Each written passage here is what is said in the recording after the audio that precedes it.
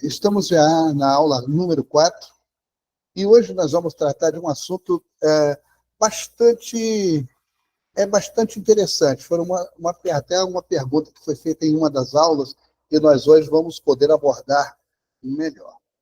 Vamos aqui compartilhar a tela a partir deste momento.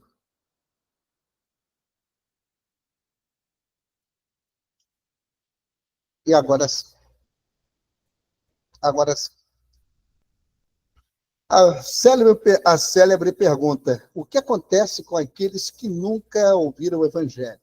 É uma pergunta que é feita sempre. Eu ouço isso desde que eu entendo o que é missões. Esta pergunta: o que acontece com aqueles que nunca ouviram o Evangelho? Muito bem, todas as pessoas são responsáveis perante Deus, quer tenham ou não ouvido falar dele. A Bíblia nos diz que Deus se revelou claramente na natureza e nos corações das pessoas. Vejamos, então, em Romanos capítulo 1, versículo 20, o que diz: porque as suas coisas invisíveis, desde a criação do mundo, tanto o seu eterno poder como a sua divindade, se entende e claramente se veem pelas coisas que estão criadas para que eles fiquem inexcusáveis. Então, já temos uma declaração bíblica. Vamos frisar isto. A declaração bíblica acerca daqueles que nunca ouviram o Evangelho. Aqui, Romanos 1:20 já nos dá um entendimento acerca disso. Paulo falando que a natureza, o poder de Deus, a criação, demonstram que há um Criador, que há um ser superior. E no Salmo mesmo diz que os céus declaram a glória de Deus e o firmamento anuncia a obra das suas mãos. Então, repetindo, porque as suas coisas invisíveis, desde a criação do mundo, tanto o seu eterno poder como a sua divindade se entendem e claramente se veem pelas coisas que estão criadas para que eles fiquem inexcusáveis.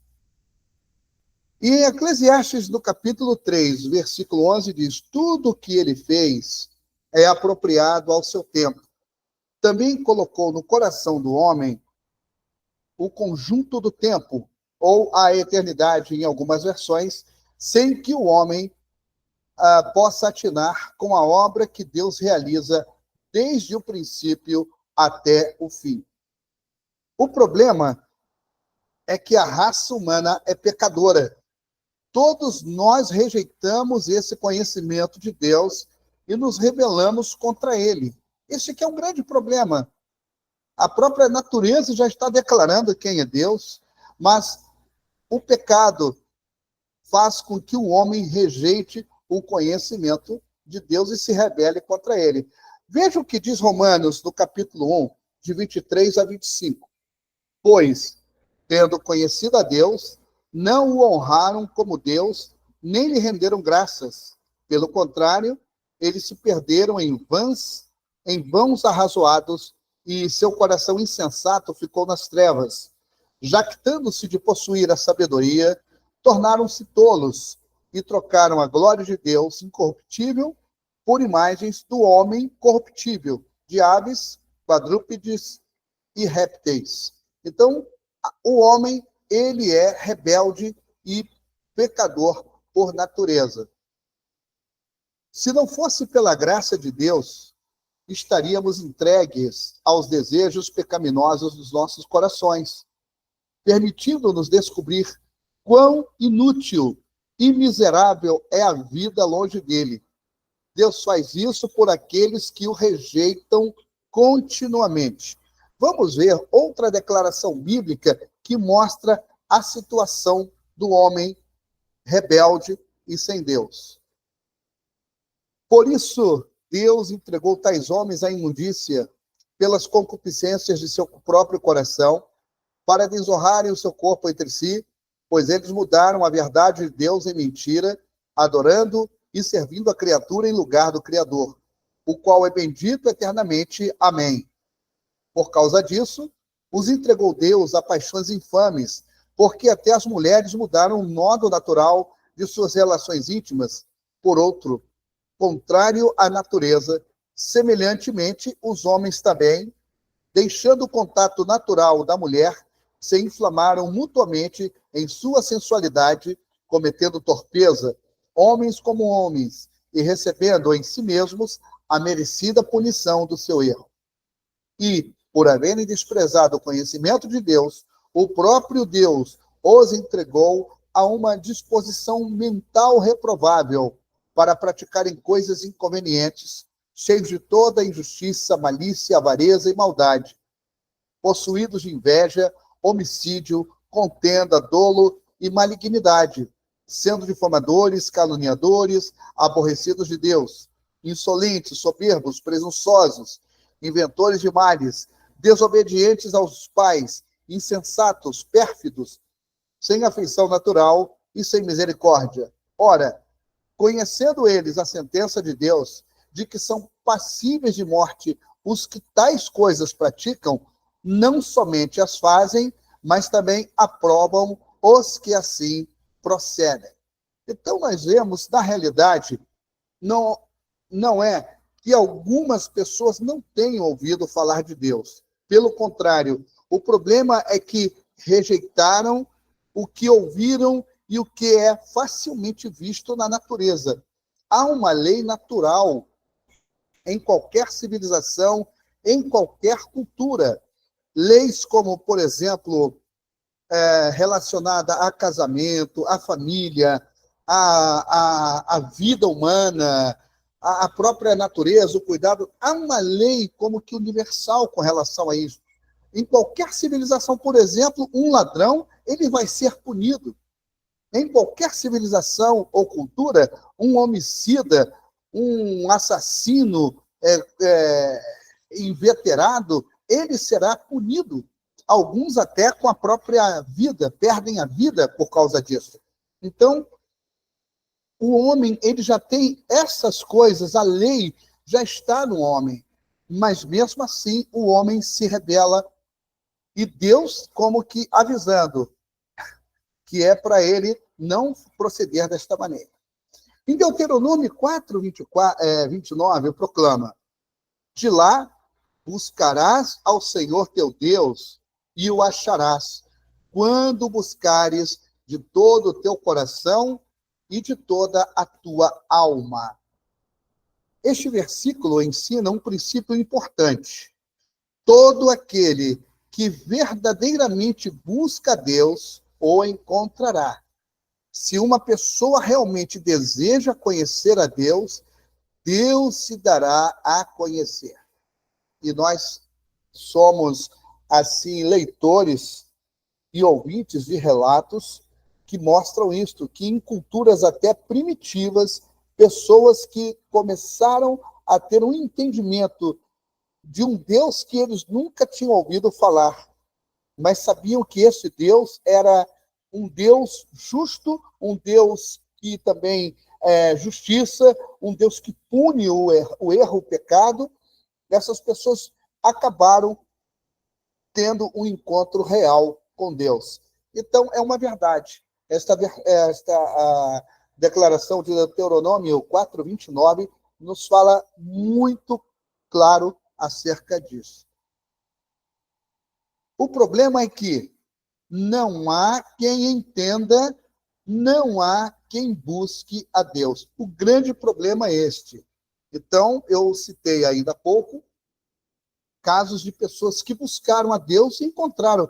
Mas isto é como que fosse 1 em 1 milhão, praticamente. Porque, segundo Romanos, no capítulo 3, no versículo 11, a declaração é: não há quem entenda, não há quem busque a Deus. As pessoas rejeitam o conhecimento de Deus que está presente na natureza e nos seus próprios corações. E, em vez disso, decidem adorar um Deus da sua própria criação. É daí que nós vemos a idolatria, é daí que nós vemos tantas práticas religiosas que nós até repudiamos, porque algumas são realmente dignas do nosso desprezo. Porque eles têm essa ideia de um ser superior, de uma entidade superior, mas eles não entendem que é um Deus justo, que é um Deus único. Eles acabam criando o seu Deus, e pode ser em termos pessoais ou coletivos. Então, esse que é o grande problema que nós vemos aí na humanidade. É tolice debater a justiça de Deus ter enviado para o inferno alguém que nunca teve a oportunidade de ouvir o Evangelho de Cristo. As pessoas são responsáveis perante Deus por aquilo que ele já lhes revelou, como já foi citado antes aqui. O Senhor, ele colocou a eternidade no coração do homem. O grande problema é que o homem não sabe buscar a Deus. A Bíblia diz que as pessoas rejeitam esse conhecimento e, portanto, Deus é justo ao condená-las ao inferno. Todo aquele que pratica a injustiça será réu do inferno. Isso não está falando de quem conheça ou quem não conheça a Deus. Todo aquele que pratica a injustiça é réu de juízo, segundo a própria palavra de Deus. Em vez de debater os destinos daqueles que nunca ouviram, nós, discípulos de Jesus Cristo, devemos fazer o nosso melhor para garantir que ouçam. É por isso que estudamos missões transculturais, é por isso que estudamos a palavra de Deus, é por isso que evangelizamos, é por isso que discipulamos, pois a Bíblia nos ordena. Somos chamados a espalhar o evangelho pelas nações. Esses dois textos, tanto de Mateus 28, 19 e 20, como Atos 1, 8, nos falam claramente: ide, fazei discípulos de todas as nações, batizando-os em nome do Pai, do Filho e do Espírito Santo. Em Atos, no capítulo 1, versículo 8, o Senhor fala claramente de ir por Jerusalém, Judeia, Samaria e até os confins da terra. Então, nós, servos do Senhor, somos chamados a espalhar o evangelho pelas nações. Sabemos que as pessoas rejeitam o conhecimento de Deus revelado na natureza. E isso deve motivar-nos a proclamar as boas novas da salvação através de Jesus. Somente aceitando a graça de Deus, através do Senhor Jesus Cristo, as pessoas podem ser salvas dos seus pecados e resgatadas de uma eternidade longe de Deus. Então, há tantos relatos, é por isso que eu gosto de ler livros que mostram isto, que em civilizações primitivas, em povos bem primitivos mesmo, como em Papua Nova Guiné, ou em algumas regiões da África, o evangelho chegava, as pessoas ali tinham essa esperança de um Deus perdoador, de um Deus salvador, mas elas não sabiam como chegar a esse Deus. Praticavam a idolatria, praticavam até a feitiçaria, mas quando alguém lhes mostrou o caminho, a verdade e a vida, que é Jesus Cristo, essas pessoas chegaram à graça de Jesus Cristo, foram salvas, elas conheceram a verdade. Então, é por isso que é importantíssima a pregação do Evangelho. E tanto o relato da grande comissão, como muitas passagens da Bíblia, tanto do Antigo quanto do Novo Testamento, nos instam, nos impulsionam a pregarmos o Evangelho a tempo e a fora de tempo, ir às nações, atravessar as ruas, atravessar as fronteiras, atravessar continentes para falar do amor de Deus. Se supormos que aqueles que nunca ouvem o Evangelho recebem a misericórdia de Deus, perdemos a nossa motivação para o evangelismo. Também nos deparamos com um problema terrível. Porque, tá bom, tadinho, aquele nativo nunca ouviu falar de Jesus, Deus vai ter misericórdia dele, e ele será salvo. Sabemos que não é assim. Isto, às vezes, é falado em púlpitos.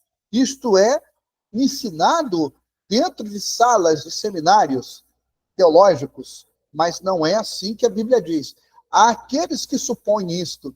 Não, que aqueles que nunca ouviram o Evangelho receberão a misericórdia de Deus. Isto leva à perda de motivação para o evangelismo. Mas nós vamos nos deparar com um grande problema. Se as pessoas que nunca ouvem um evangelho são automaticamente salvas, então faz mais sentido garantir que ninguém jamais terá a oportunidade de ouvir o evangelho, porque então haveria uma chance de que elas rejeitariam a Cristo e fossem condenadas.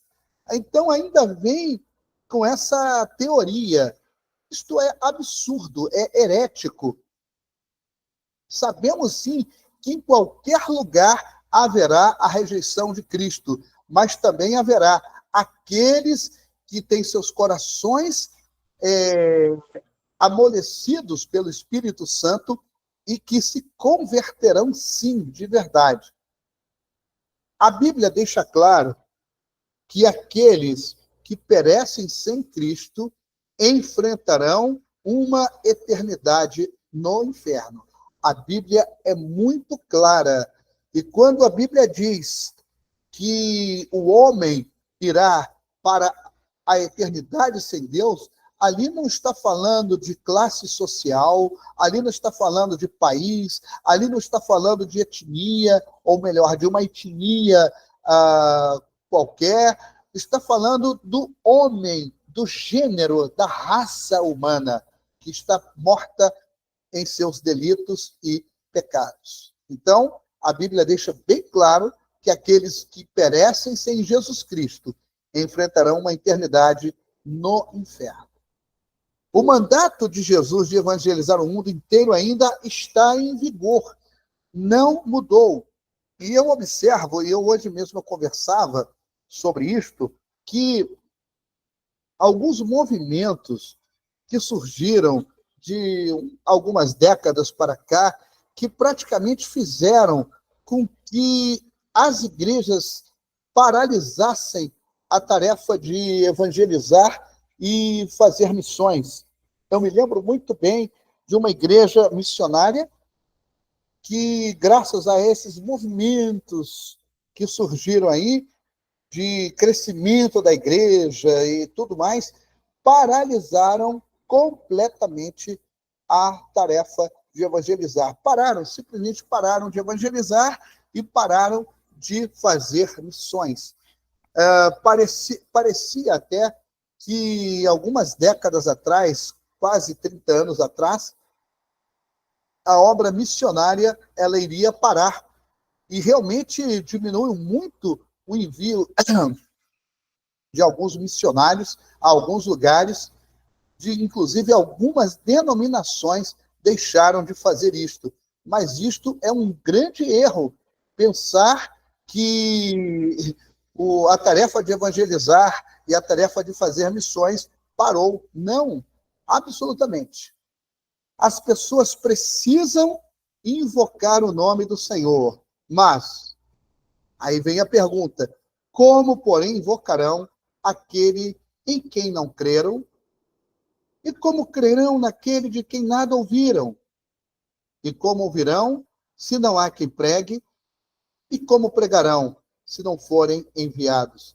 Então aí, Romanos, capítulo 10, versículos 14 e 15, nos dá a resposta clara de que realmente precisamos fazer missões. Porque as pessoas estão procurando Deus. As pessoas estão procurando. E a pergunta é clara: como eles vão invocar em quem não creram? E como eles vão crer se eles não ouviram falar deste Deus? E como eles ouvirão se não há quem lhes pregue? E como pregarão se não forem enviados? Então, há uma série de perguntas aí muito sérias que estão em vigor até hoje. Aqueles que nunca ouviram falar de Jesus precisam desesperadamente ouvir. E isso fez com que Paulo exclamasse: ai de mim se não pregar o evangelho. Então, vocês vejam como é importante a pregação do evangelho, como é importante obedecer à grande comissão, como é importante ir e fazer discípulos em todas as nações. Não, as pessoas restringem, querem às vezes restringir a obra missionária em nome até de questões econômicas. Nós não podemos pregar em tal lugar, não temos como enviar missionários. Acabam se limitando geograficamente, acabam se limitando espiritualmente, acabam se limitando até culturalmente, porque são desobedientes. A Bíblia é muito clara, e nós temos que fazer assim uma rápida análise com relação a isto. Aí nós obrigatoriamente temos que voltar ao tempo da igreja primitiva, e nós vamos ver que eles não tinham escusas, eles não tinham desculpas para deixar de pregar o evangelho. Eles tinham a certeza de que eles tinham que pregar. Eles não tinham outra finalidade, outro objetivo e outro propósito, senão este, de obedecer a Jesus. Então, nós vemos que a igreja, ela crescia, ela se expandia, ela não ficou somente em Jerusalém. Quando ela começou a querer ficar só em Jerusalém, começou a perseguição. E é interessante que quando Paulo chega a Roma, a igreja já estava estabelecida. E eu já disse numa aula aqui que não foi Paulo quem estabeleceu a igreja em Roma. Alguém, não sei quem, ou não sei quais pessoas fizeram isso, mas a igreja já estava em Roma, a capital do império. Então, o evangelho era pregado. Hoje, lugares próximos a nós, alguns quilômetros de distância de nós, não tem sequer uma igreja. Nós ouvimos falar que aqui no Brasil, um país conhecidíssimo no mundo inteiro, além da miséria, além da pobreza, ainda há lugares que não há uma igreja evangélica estabelecida. Isto é uma vergonha para a igreja do Senhor Jesus.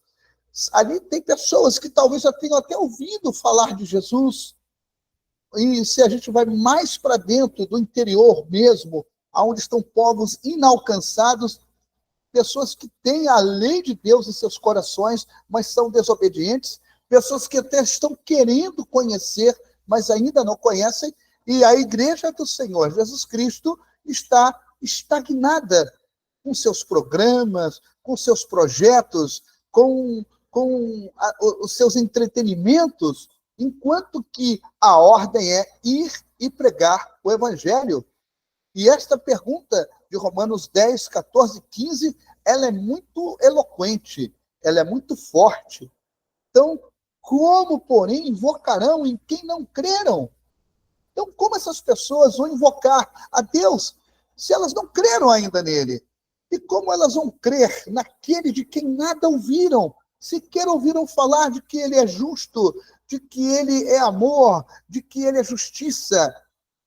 Então, como elas vão invocar a Deus? E como elas vão ouvir, como ouvirão essas pessoas do amor, da graça, do perdão, se não for uma pessoa lhes pregar o evangelho? E como pregarão se não forem enviados? Esta última pergunta, para mim, ela é muito forte, ela é muito eloquente, porque este é um dos grandes problemas. Igrejas que não enviam ninguém. No sábado mesmo, eu estava numa reunião, o nosso pastor, Daniel, estava dirigindo era um estudo sobre missões. Ali haviam várias igrejas representadas, eram candidatos à ordenação ministerial, são seminaristas, irmãos que serão em breve ordenados ao ministério, e o pastor Daniel lhes fez uma pergunta: a sua igreja faz missões? A sua igreja oferta para missões? Irmãos, foi uma pergunta que a mim me constrangeu muito, porque a resposta da maioria foi não. muitos nem sabiam dos programas de missões que são realizados. Igrejas que abafam a comunicação, não permitem que suas igrejas conheçam a necessidade do mundo sem Jesus Cristo. E o pastor Daniel falou e deixou aqueles irmãos muito pensativos. Ele falou: uma igreja que não faz missões não é igreja. E no final, muitos daqueles irmãos foram conversar com o pastor Daniel, queriam saber como é que se faz missões. Incrível. Gente formada, gente que lê a Bíblia, gente que eu não sei que evangelho eles estão pregando, na verdade, porque se uma igreja realmente não faz missões, ela não é igreja, ela pode ser tudo. Então, como é que vai ficar? E este último parágrafo aqui nos fala claramente: aqueles que nunca ouviram falar de Jesus Cristo precisam desesperadamente ouvir. E isso fez com que Paulo exclamasse: ai de mim, se não pregar o evangelho. O que é que nós estamos fazendo? Então, o que as igrejas estão fazendo com relação a isso? Outro assunto que está dentro da teologia bíblica de missões é Israel e a igreja no plano de Deus. Estamos indo agora para outro assunto, que é o papel de Israel, por que Israel e tudo mais. Nós vamos tentar falar de maneira resumida alguma coisa. Este tópico é um dos mais controversos na igreja hoje em dia e tem implicações significativas sobre a forma de interpretar as Escrituras, especialmente quanto ao fim dos tempos. Mais importante, ele tem um grande significado por afetar a maneira como entendemos a natureza e o caráter do próprio Deus. Israel, eu sempre digo, é um mistério, mas não é tão misterioso assim como nós pensamos. Vamos ver. Romanos 11, de 16 a 36, registra a ilustração da oliveira. Esta passagem fala de Israel, que são os ramos naturais, sendo quebrados da oliveira, e a igreja, ramos ou brotos selvagens, sendo enxertados na oliveira. Esta é uma passagem muito interessante e que fala do plano de Deus com relação a Israel. Eu sempre digo, se você quer conhecer o propósito de Deus, tanto de Israel e a igreja, leia Romanos, capítulos de 9 a 11. Já que Israel é chamado de ramos, bem como a igreja, é lógico concluir que nenhum grupo é a árvore inteira. Por isso, por assim dizer, ao invés, toda árvore representa Deus se relacionando com a humanidade como um todo. Aí nós precisamos fazer um retorno na história bíblica e nós vamos ver o que Deus fez com Israel no passado. Já falamos aqui um pouco, certo? A partir do chamado de Abraão, Deus falando com Abraão que nele seriam benditas todas as famílias da terra, e Israel teve lá seus problemas com a idolatria, com falsos deuses, e Deus os puniu. Mas mesmo assim, Deus teve misericórdia, porque a palavra dada a Abraão, ela teria que se cumprir, quando o Senhor disse: em ti serão benditas todas as famílias da terra. Há uma teologia hoje chamada a teologia da substituição, que diz que Deus rejeitou completamente Israel. Isto não é verdade. Deus não rejeitou completamente Israel e, reitero, Romanos, capítulos 9 a 11, nos mostra o destino de Israel. Portanto, continuando, o programa de Deus com Israel e o programa de Deus com a igreja são uma parte da realização do seu propósito entre os homens em geral. Claro que isto não significa que um programa ou o outro seja de pouca importância. Aí nós precisamos ver as dispensações, coisa que agora eu não tenho muito tempo para ver, mas estamos vivendo hoje a dispensação da igreja. Esses 1900 e poucos anos de existência da igreja demonstram isto. Desde o Pentecostes até a data presente, é a dispensação da igreja e é o Espírito Santo que está aqui convencendo o homem do pecado, da justiça e do juízo. Isto é um assunto bastante amplo e que, infelizmente, não temos tempo, mas quem estuda teologia, quem lê a Bíblia, quem já passou pelo seminário, sabe perfeitamente do que eu estou falando. Como muitos comentaristas notaram, mais espaço é dado na Bíblia aos programas de Deus com Israel e com a igreja do que qualquer outro relacionamento. Todo o Antigo Testamento, vamos ver Deus falando Israel, Israel, Israel, praticamente todos os livros da Bíblia. No Novo Testamento também, a ponto dos discípulos perguntarem a Jesus: Senhor, quando restaurarás o reino a Israel? Enfim, o apóstolo Paulo também fala de Israel. Lá em Apocalipse, vamos ouvir falar de Israel. Ou seja, assim como a igreja, claro. Em Gênesis 12, Deus prometeu a Abraão que ele seria o pai de uma grande nação, os judeus. Que os judeus possuiriam uma terra, que essa nação seria abençoada acima de todas as outras nações e que todas as outras nações seriam abençoadas por Israel. Assim, desde o início, Deus revelou que Israel seria o seu povo escolhido na terra, mas que sua bênção não seria limitada a eles exclusivamente. Aí está um detalhe muito interessante. Em Gálatas 3,14, identifica a natureza da bênção que viria a todas as outras nações. Diz assim: para que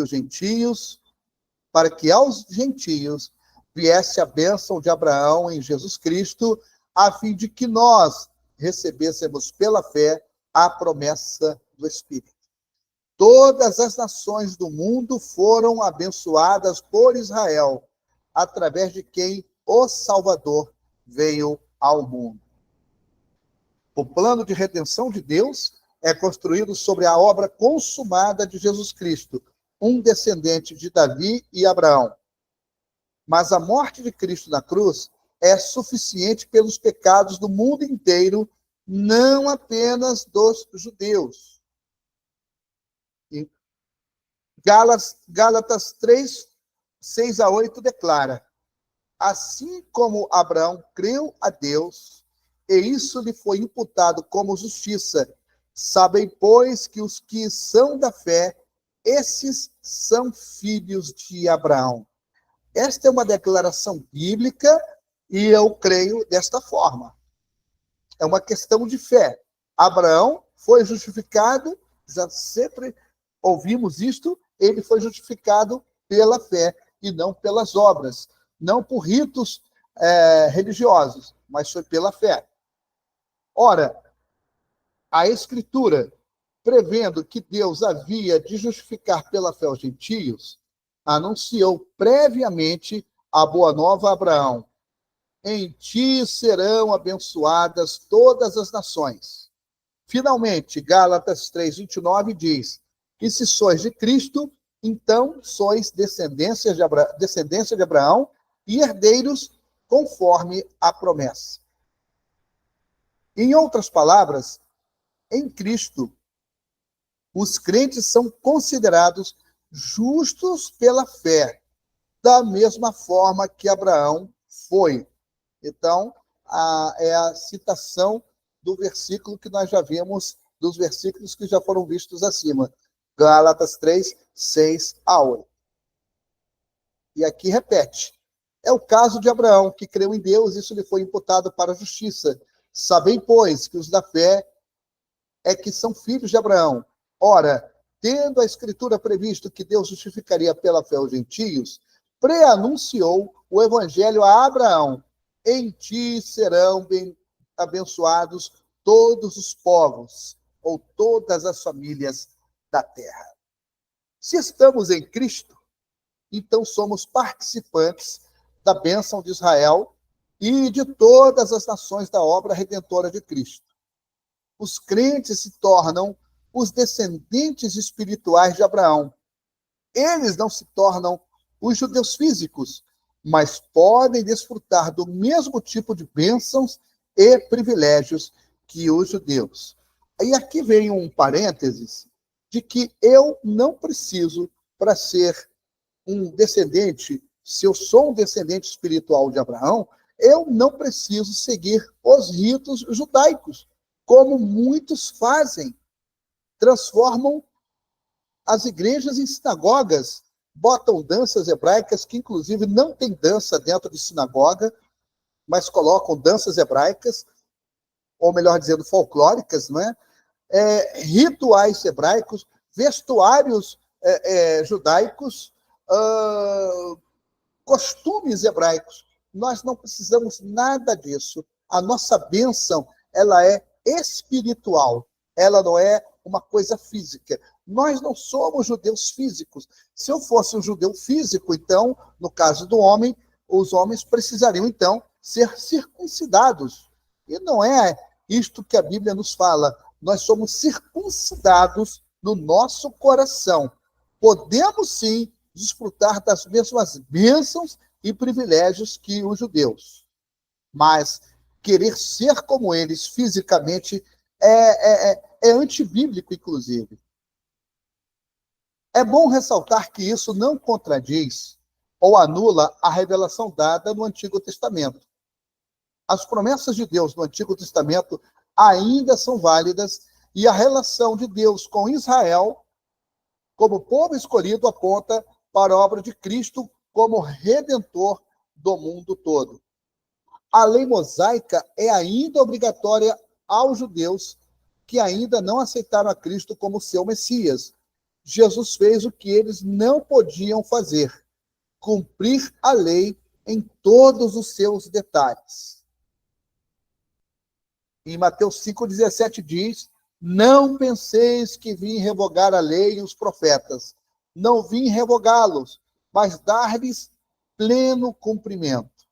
Jesus cumpriu toda a justiça de Deus. Como crentes do Novo Testamento, não estamos mais sob a maldição da lei. Em Gálatas 3,13 fala sobre isto. Porque Cristo tomou sobre si a maldição da cruz.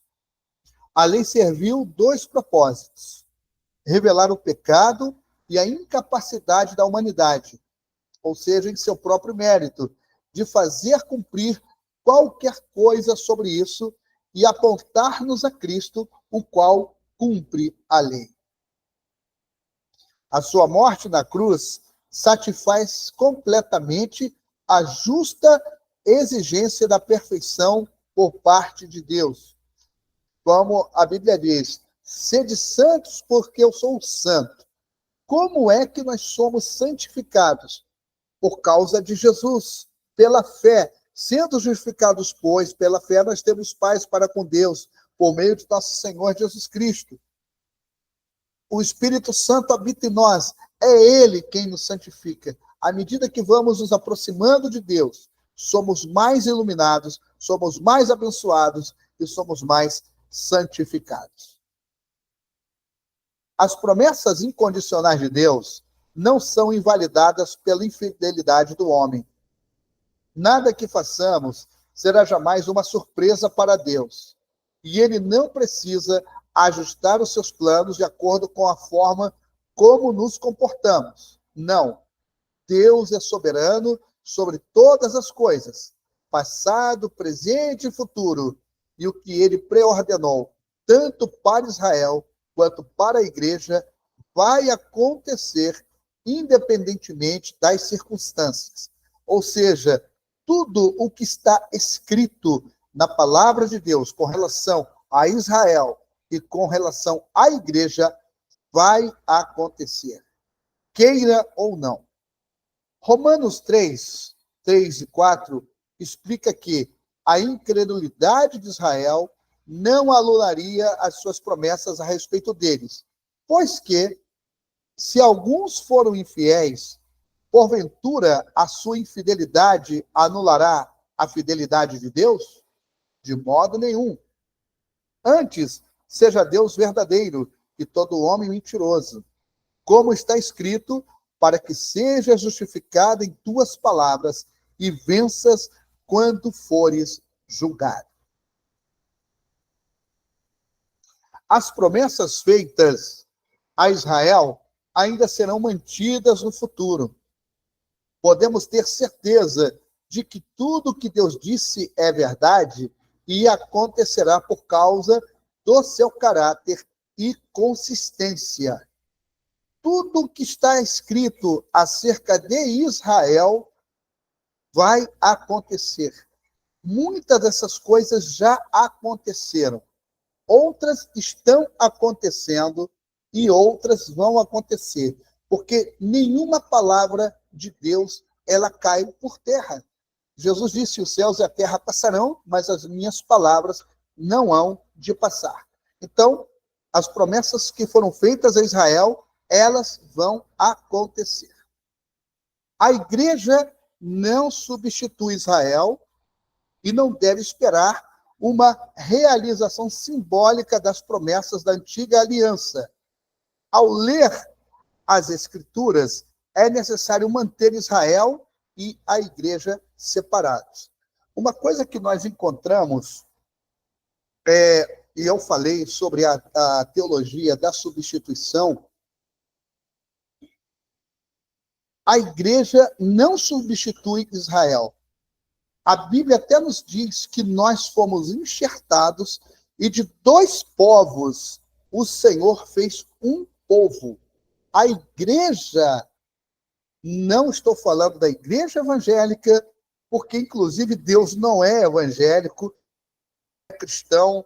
Jesus Cristo não veio fundar cristianismo. Os ismos, islamismo, judaísmo, budismo são religiões. A questão não é religião, a questão é relacionamento. Jesus veio ser o caminho, a verdade e a vida.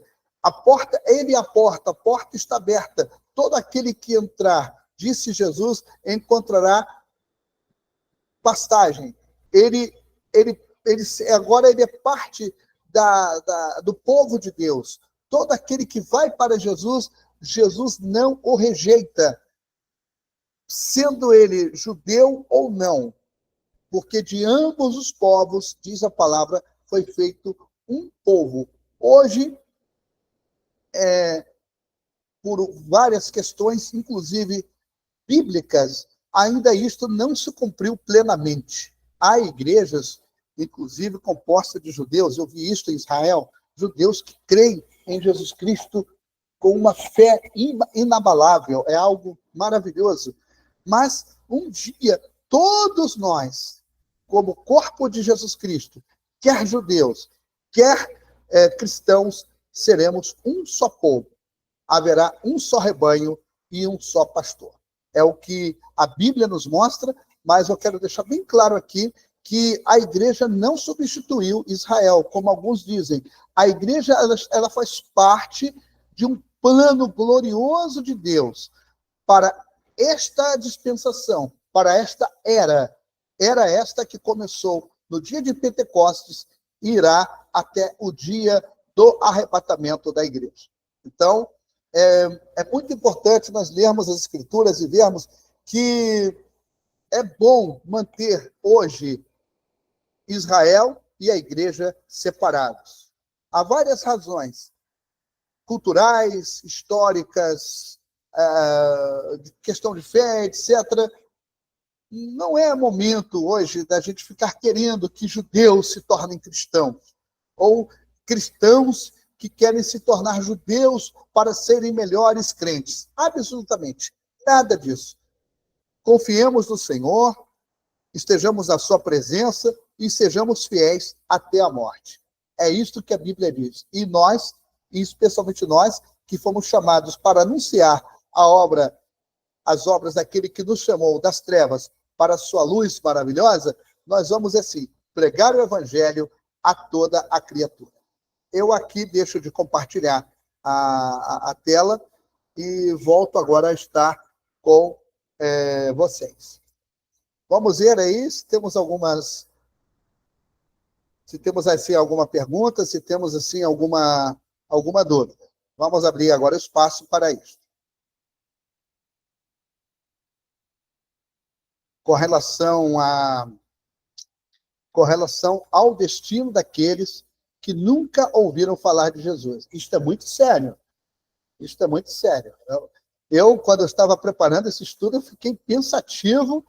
Eu perdi até um pouco do apetite enquanto eu preparava essa lição. Pois não, Cristiana, pode falar. Eu botei uma pergunta aqui, que, no caso, as pessoas que não escutaram falar de Jesus,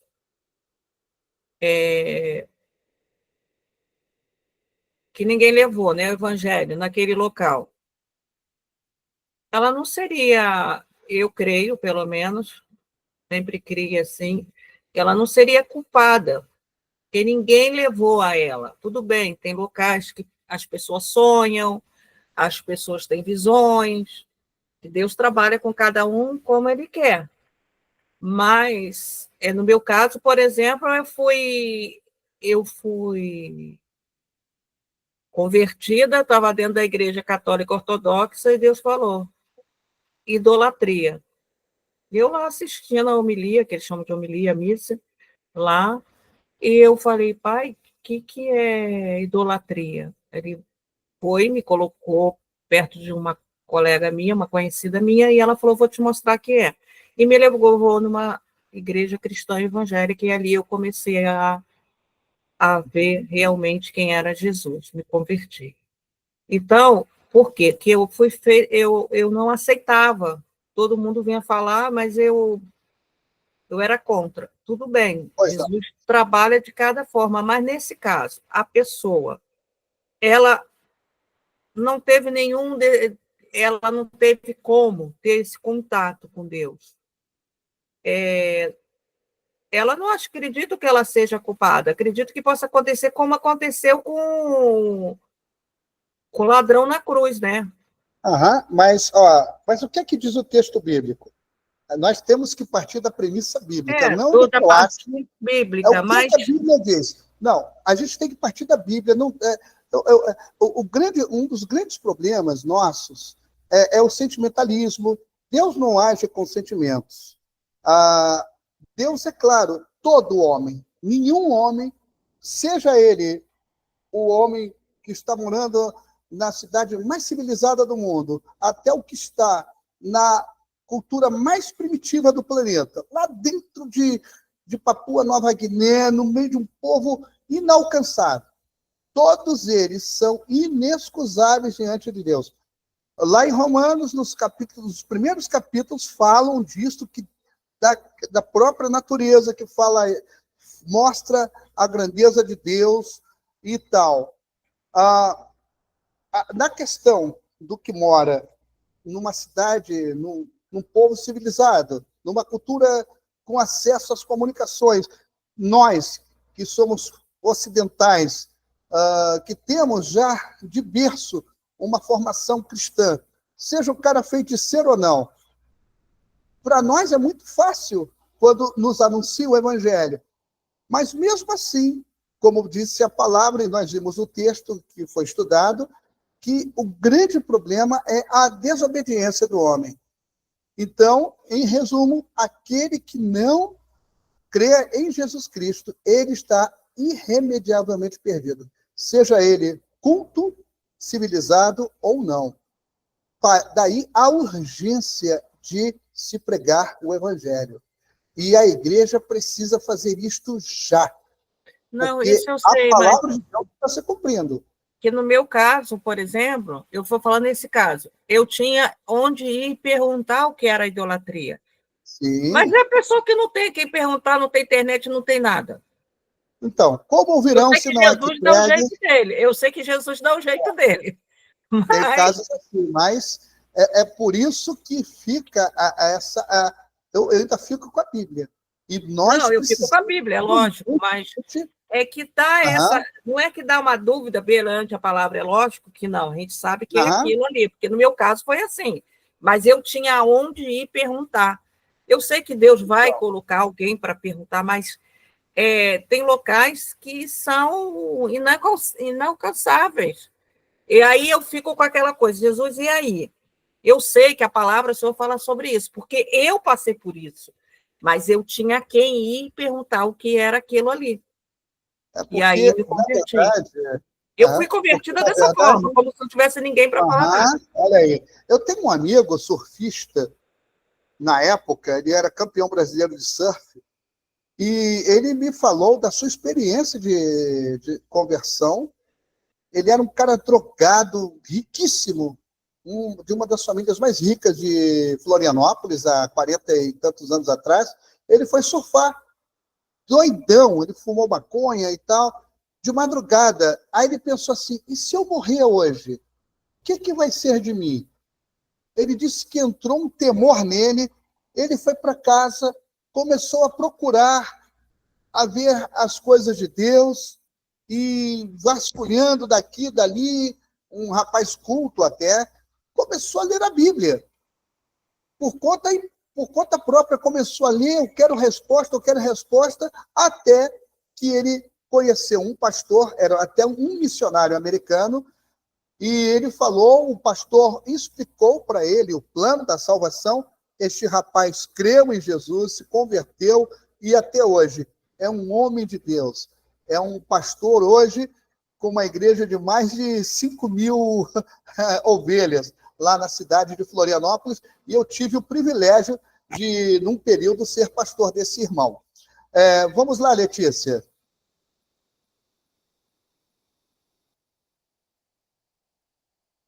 Paz do Senhor. É, Agora sim, estou me ouvindo. eu me lembrei, dentro do que o senhor está falando, com base bíblica, e do que a Cristina perguntou, que lá em Atos 8, fala da questão do eunuco, né? Ele não tinha Uhum. ninguém. Ele estava ali tentando, mas o Senhor, o Espírito Santo levou alguém, né? Levou Filipe até ele. Então, Exatamente. né, se a gente for olhar no contexto, o eunuco não tinha ninguém ali também. Não tinha quem procurar. Tanto que quando ele vai perguntar, né? Entende o que você lê? E ele vai falar, como eu vou entender se não tem quem me ensine? Mas Exatamente. eu não sei se responde a pergunta da Cristina ou se tem a ver com o que o senhor está falando, mas baseado na palavra, não importa qual seja o confim que a pessoa esteja, se desperta nela esse interesse que vem do Espírito Santo, o próprio Espírito Santo leva quem ele quer Aham, para ensinar aquela pessoa, né? exatamente. Exatamente. E completando, eu me lembro de uns 46 anos atrás, eu era adolescente, um dia, em pleno culto, chega um senhor, sua esposa e 4 filhos.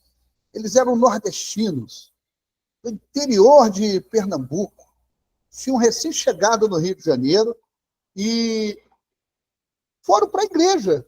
E a maneira como eles se vestiam, até olhando, mas será que eles são crentes? Não eram. O, o evangelho foi pregado, era um culto no meio da semana, foi pregado assim a palavra, aquela família toda foi à frente dizendo que queriam conhecer a Jesus. E nós ficamos admirados. E ele disse: nós somos lá do interior, chegamos aqui no Rio, e nós éramos católicos. Somos católicos, né, dentro daquele contexto, somos católicos. Mas nós agora estamos entendendo quem é Deus. Nós estávamos querendo buscar esse Deus. E hoje nós conhecemos esse Deus. Vocês estão vendo? A coisa independe de cultura, a coisa independe de vários fatores que nós colocamos, até coisas técnicas para isto. Pode ser que nesta hora, lá no meio de um povo primitivo, alguém esteja com suas indagações. Eu vou morrer um dia, morreram os meus pais, já morreram os meus ancestrais, morrem parentes, amigos, e eu? Então, é a partir dessas indagações que cumpre-se aquilo que está lá em Eclesiastes, de que Deus colocou a eternidade no coração do homem. Então, eu vou repetir este versículo, tudo que ele fez é apropriado ao seu tempo. Também colocou no coração do homem o conjunto do tempo. Em algumas versões, a eternidade. Sem que o homem possa atinar com a obra que Deus realiza desde o princípio até o fim. Isto já está no homem, tá bom? Sim, Cristiana. Não, quanto à palavra, é lógico que eu sei que acontece da pessoa, mas eu estou falando no caso de não ter ninguém, aí que a gente cai naquele propósito como é importante de levar a palavra, porque no meu caso, exatamente, se eu não estivesse no meio de uma civilização, estivesse lá no meio do mato e não tivesse mais ninguém a quem perguntar, eu ia ficar, mas o que é isso? O que é isso? Está entendendo? Não é questão de não acreditar na Bíblia, é questão, exatamente. É lógico que eu acredito, eu sou cristão, eu acredito, e diante do que eu já passei na minha vida, tem mais exemplos que a Bíblia é verdadeira do que tudo. Então, no caso, experiências que eu já tive. Agora, no caso que eu falo, é quando não tem quem leva, aí que a gente vê tanto a importância, porque se eu não tivesse no meio de uma civilização, só tivesse aquele pessoal lá e eu ia ficar com aquele negócio na cabeça, eu ia ter que sair andando de cidade em cidade perguntando. Então. Eu sei que Deus revela e tudo mais, mas há coisas que realmente são mistérios de Deus. Então, porque eu fui convertida dessa forma, né? Mas eu estava no meio de uma civilização. Vocês já leram o livro O Senhor da Terra, de Tom Richardson? O Totem da Paz e o Fator Melquisedeque? Eu recomendo a leitura desses livros.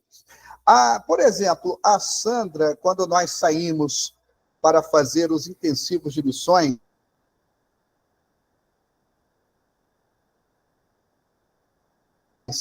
de uma menina, eu esqueci o nome da criança agora, que tinha 4 aninhos, e ela vivia em Papua Nova Guiné, no meio de um povo nunca alcançado pelo Evangelho. Chegou um dia que o tempo ficou estranho, pegaram aquela menina e todos começaram a chorar e levaram aquela menina para a beira de um precipício e ela tinha que ser sacrificada para que a terra produzisse frutos e tal, não sei o quê. Os próprios parentes a jogaram no abismo e ela se perdeu naquele abismo, caiu no rio e morreu. Anos depois, quando chegaram os primeiros missionários, já no início dos anos 60, em Papua Nova Guiné, e falaram de Jesus para essas pessoas, e elas se converteram. O tio daquela menina que a jogou no abismo disse: se vocês chegassem aqui antes, nós não teríamos jogado aquela criança no abismo. Vocês estão vendo? Daí a importância de pregar o Evangelho. A Sandra, ela contou isto numa igreja uma vez, as pessoas choraram copiosamente. Porque realmente, quanta ignorância, quanta coisa má acontece porque ainda uma pessoa não chegou ali para falar de Jesus. Isso pode ser na favela aqui perto da gente. É incrível que estamos aqui numa zona mais ou menos nobre, mas a poucos quilômetros tem favelas. pode ser ali, pode ser nas grandes coberturas da Zona Sul do Rio de Janeiro, pode ser lá no Amazonas, pode ser nos confins da terra. E alguém esteja desesperadamente precisando da graça de Deus. Sim, Cristina. Essa história que ela falou é da Lidic, não é? Lidic, Lidic. É da Lidic. Da Lidic. Isso está no livro Senhores da Terra. Eu sempre menciono Don Richardson. Don Richardson, ele é autor desses livros e ele foi meu professor de antropologia missionária. Eu estou falando de quase 40 anos atrás, quando teve o primeiro encontro de missões transculturais aqui no Brasil, e eu fiz o curso com ele. E ele nos ensinou muitas coisas acerca da antropologia, que, aliás, será a próxima matéria que será dada pela Sandra. É muito interessante quando a gente entende esse conjunto do que nós estamos aqui estudando atualmente. Estamos agora estudando teologia bíblica de missões. Já estudamos comunicação transcultural e tantas outras coisas, que inclusive vocês aí, todas vocês tiveram a oportunidade de colocar em prática lá no Chile, não é? Aliás, hoje está fazendo 2 meses que teve aquele evangelismo maravilhoso lá na feira. Eu estava lembrando aqui, aquele evangelismo, e tanto na feira, aliás, na praça, o evangelismo da praça. Foi uma coisa assim maravilhosa.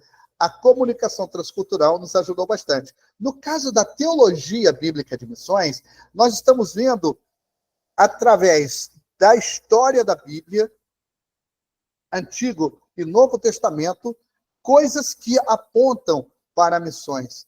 E como nós vimos, esses 2 últimos temas, é o caso dos que nunca aceitaram a Jesus, que era um problema que está no Antigo Testamento também, assim como no Novo Testamento, assim como na dispensação da igreja hoje, não é? E fica essa coisa batendo assim, martelando a nossa cabeça. Como vai ser? E, de verdade, eu lembro no Peru, quando eu cheguei no Peru, eu ficava assim, desesperado, porque eu queria falar de Jesus em todos os lugares. Mas o país é grande, ele não é grande como o Brasil, é muito grande.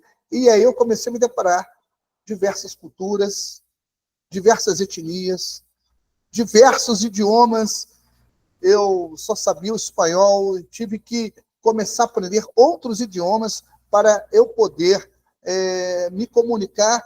Então, era um desespero enorme saber que aquelas pessoas, na idolatria, na feitiçaria, na imoralidade, mas que precisavam ouvir de Jesus. Então, é uma coisa bastante séria. E fica aqui para nós, para a Igreja de Jesus Cristo, isto, a urgência da pregação do Evangelho. Estamos numa cidade grande, é fácil, né? Mas tantos, e já sabemos a quantidade de povos, de etnias, que ainda não ouviram falar de Jesus. Temos mais alguma pergunta? Se não temos, então eu vou dar por encerrada a nossa aula. Assim que pudermos, vamos dispor também uma bibliografia para vocês. Eu citei aqui alguns livros, não é? Que nos falam assim, de uma maneira muito clara e objetiva dessa questão de povos não alcançados e o destino dessas pessoas. E não nos esqueçamos, Jesus disse: Jerusalém, Judeia, Samaria e até os confins da terra. Eu gosto muito do que Paulo falava. Ele queria chegar aonde o evangelho ainda não tinha chegado, para não edificar em fundamento alheio. Então, fica aí essa coisa para vocês pensarem. Então, minhas irmãs, eu desejo que o Senhor lhes abençoe. Vocês tenham muitas experiências com o Senhor, não somente na formação, mas na prática também, para a glória dele. Vamos orar e assim vamos terminar nossa classe. Senhor, muito obrigado, porque tu és bom e a tua misericórdia dura para sempre, Senhor. Nós ouvimos hoje, Senhor, a questão daqueles que nunca ouviram falar de Jesus e o destino delas, Senhor. Ó Deus amado, desperta o nosso ser, quebranta o nosso coração, Senhor. Ó Deus amado, quantos milhares que nunca ouviram falar de Jesus. Ó Deus amado, que a igreja do Senhor Jesus em toda a terra se desperte, Senhor. E que pelo menos chegue um para aqueles que nunca ouviram falar de Jesus. Senhor, que não haja barreiras, que não haja impedimentos, Senhor. Porque o teu desejo é que todos te conheçam, Pai. Muito obrigado pelo privilégio que tu nos dás de estudarmos a fundo este tema, Senhor. Que o Senhor nos abençoe, que o Senhor derrame sobre nós da tua graça. Nós oramos e te agradecemos em nome de Jesus. Amém. Assim que, minhas irmãs, Deus abençoe vocês e até quarta-feira, se o Senhor assim permitir. A paz. A paz, boa noite.